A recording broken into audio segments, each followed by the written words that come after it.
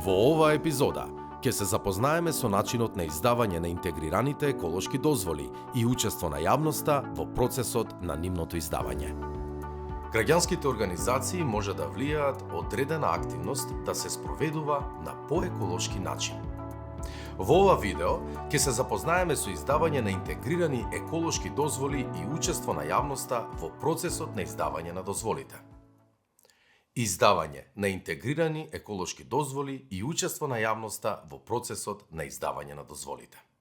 А. Интегрирана еколошка дозвола.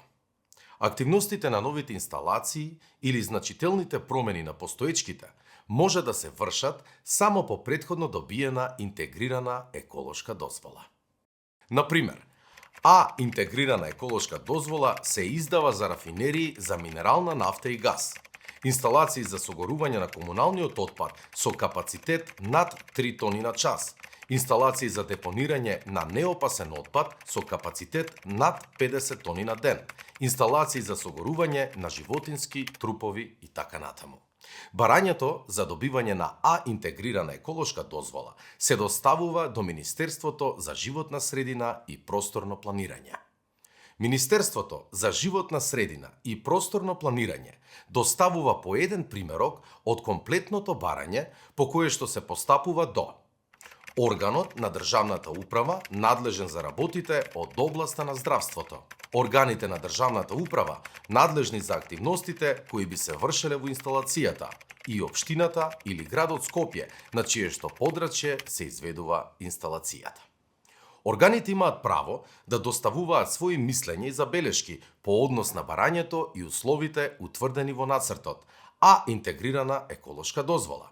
Министерството за животна средина и просторно планирање е должно врз основа на нивно писмено барање да го стави на располагање барањето на здруженијата на граѓани основани заради заштита и унапредување на животната средина.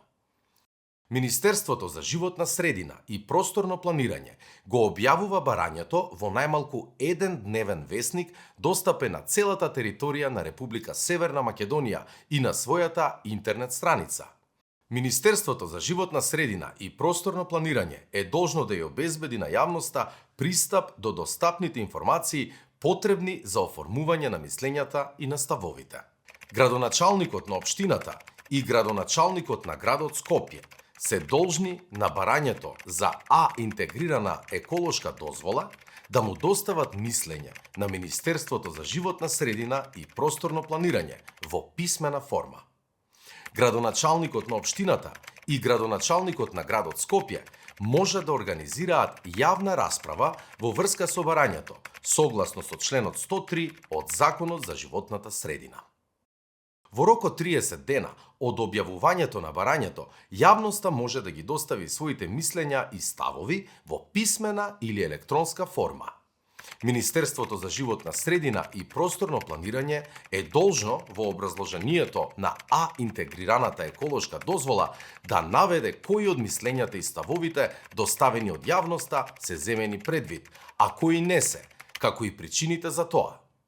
На барање на засегнатата јавност, инвеститорот е должен да организира јавна расправа во рок од 10 дена по истекот на рокот од 30 дена за доставување мислења и ставови. Министерството за животна средина и просторно планирање издава А интегрирана еколошка дозвола врз основа на ставовите и мислењата доставени од општините и од другите надлежни органи и од јавноста. А интегрираната еколошка дозвола се заснова на примена на најдобрите достапни техники. При издавањето на А интегрирана еколошка дозвола, Министерството за животна средина и просторно планирање задолжително води сметка меѓу другото и за ставовите и мислењата доставени од општините и од другите надлежни органи и од јавноста, а ако се работи за проект со прекугранични влијанија и на субјектите утврдени со Законот за животната средина и најдобрите достапни техники. Врз основа на граничните вредности на емисиите утврдени во А интегрираната еколошка дозвола, преку примената на најдобрите достапни техники и согласно со локалните географски и хидрометеоролошки услови, операторот е должен да ги задоволи стандардите за квалитет на животната средина и да го спречи или да го намали до најмала можна мера влијанието на инсталацијата врз животната средина, вклучувајќи го и преку граничното влијание. Нацртот на А интегрираната еколошка дозвола се објавува за јавноста на начин пропишан од страна на Министерот за животна средина и просторно планирање. Јавноста може да ги достави своите забелешки во рок од 14 дена од објавувањето на нацртот на дозволата. На барање на јавноста, операторот е должен да организира јавна расправа за нацрт А интегрираната еколошка дозвола. Министерството за животна средина и просторно планирање донесува решение со кое се издава А интегрирана еколошка дозвола, кое се објавува на интернет страницата на Министерството и во најмалку еден дневен весник достапен на целата територија на Република Северна Македонија.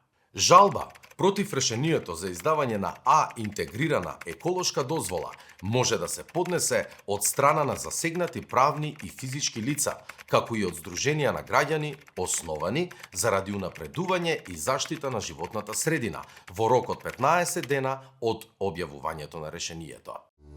Се надевам дека успеав да ви помогнам и да ви ја доближам постапката за издавање на интегрирани еколошки дозволи и учество на јавноста во процесот на издавање на дозволите.